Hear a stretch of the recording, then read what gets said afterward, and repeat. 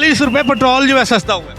ਉਹ ਨਹੀਂ ਸਸਤਾ ਇਹ ਸਾਨੂੰ ਧੋਖਾ ਦੇ ਰਿਹਾ ਤੁਹਾਨੂੰ ਧੋਖਾ ਦੇ ਕੀ ਸਸਤਾ ਹੈ 100 रुपया हो गया 100 रुपये लीटर हो गया हाँ 150 हो गया नहीं हुआ 200 हो गया नहीं हुआ 250 हो गया नहीं। या फिर कम कर अपना अगर कह रहे हैं कि पेट्रोल अभी सस्ता नहीं हुआ, पेट्रोल को तकरीबन 100 रुपये होना चाहिए, कहते जा अपना काम कर, नहीं सस्ता होया। चलिए जब पेट्रोल और डॉलर महंगा होता है तो चीज़ें महंगी हो जाती हैं, अब वो दोनों चीज़ें सस्ती हो गई, कोई महंगाई पे फर्क पड़ा? आपने कुछ खरीदा है?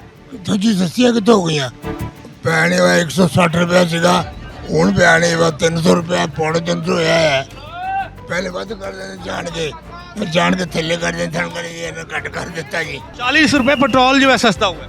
100 रुपया हो गया 100 रुपये लीटर हो गया हाँ 150 हो गया 200 हो गया नहीं हुआ 250 हो गया नहीं। या फिर कम कर अपना